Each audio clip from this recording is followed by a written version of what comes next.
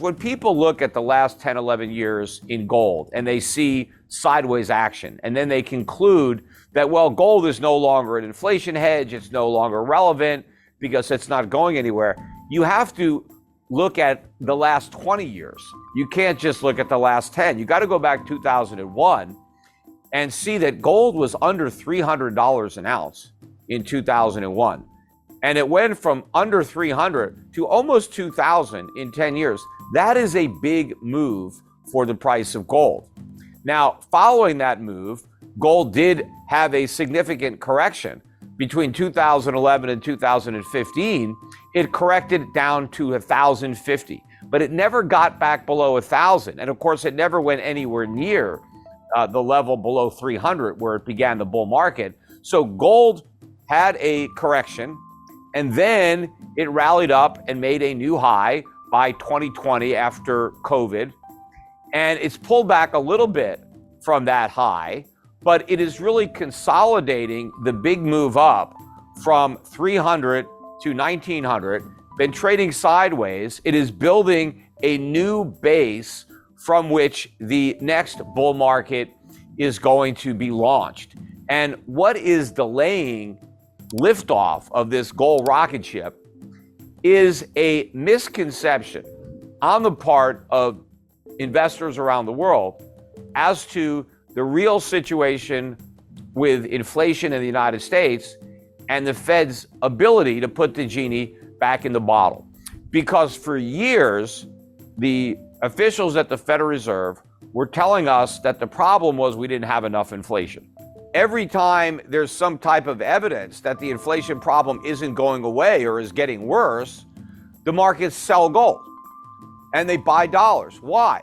Because they're afraid not of inflation, but of the Fed's fight to rein in inflation. And everybody just believes, well, if we're going to have this Fed that's going to get rid of inflation, I don't need to buy gold. I don't need to hedge inflation because the Fed's going to get rid of it for me. And while they're fighting inflation, they're going to jack up interest rates, and higher interest rates, well, that's bad for gold.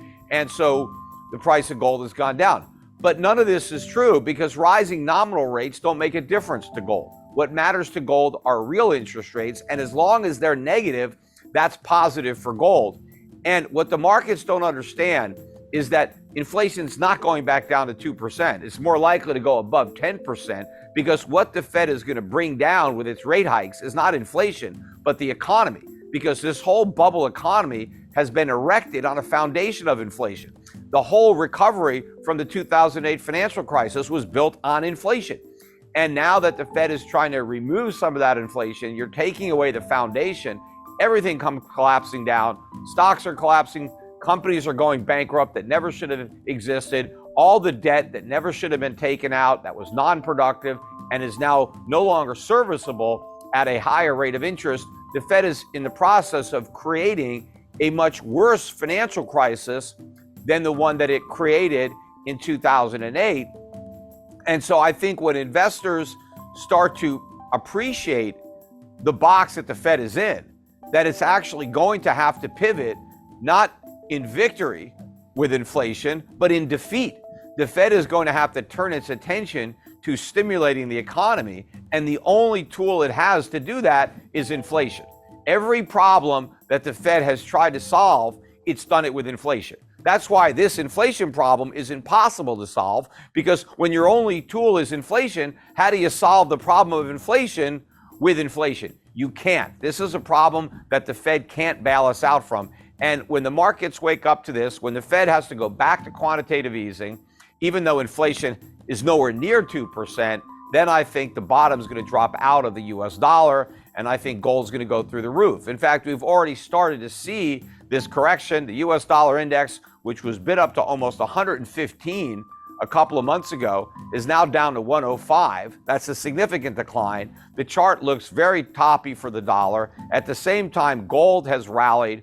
I think you had a major capitulation in this correction in gold. I think a lot of the institutional money gave up. They threw out all their gold stocks. A couple months ago, you had new 52-week lows in a lot of the big gold mining stocks, Newmont, Barrick, and to me, that was an exodus from the sector. worst trade you could have possibly done. The smart money was buying up these gold stocks. They could read the writing on the wall. And as the inflation rates move higher, and there's no way these central banks are going to stop that because of the massive amounts of debt that they have. Nobody wants to raise taxes on the middle class. Nobody wants to cut spending and cut Social Security or Medicare. So the government is going to continue to pay the bills by creating inflation. And so anybody who has dollars is going to see a significant inflation tax eroding away their value. And the same may be true for people around the world. So they're going to be looking for alternatives to government money. Just like people looked for alternatives to taxi cabs and they went to Uber, or they looked for alternatives to a hotel and they went to Airbnb, or they looked for alternatives to the post office and they started using FedEx. They're going to go back to gold as money, but they're not going to be carrying around their gold. The gold is going to be stored with a reputable third party, and that third party will issue a digital token like a Bitcoin that represents ownership of that gold. The original paper currencies that circulated in the United States were issued by private banks. The Federal Reserve wasn't created until 1913. We had paper money before 1913, but it was all issued by private banks and it was all backed by gold. And what gave the paper currency value was the gold in a vault backing it up. Well, today, you can issue currency backed by gold, but you don't have to do it on paper.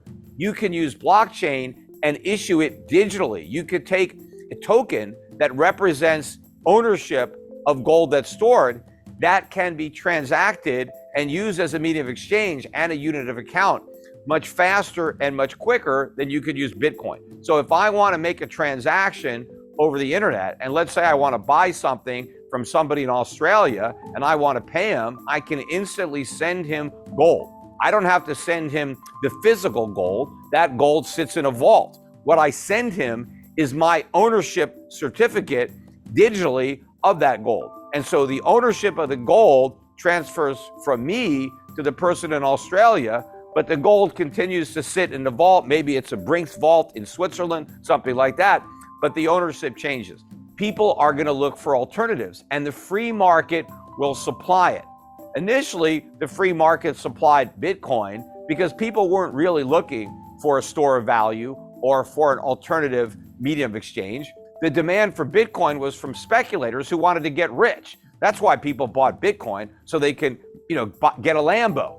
They pointed to all the people that got in and made a fortune, and hey, you can too. There was no real demand to use Bitcoin as money. I mean, nobody used it as money. But there's going to be a demand to use gold as money. People aren't going to move to gold to get rich. They're going to move to gold to stay rich or just preserve what they have. And as inflation starts to really accelerate at a higher level, I think more and more merchants are going to want to move to a gold standard.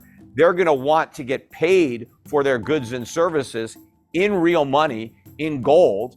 And with blockchain, that's all possible. That's all easy because you can break up an ounce of gold into tiny fractions. So you don't even need copper anymore or nickel anymore or even silver. You can do all your transactions in one metal, in gold, and you can do it quicker and cheaper than you can actually even in fiat currencies. It's easier than a bank wire. It's cheaper than using a credit card to make payments.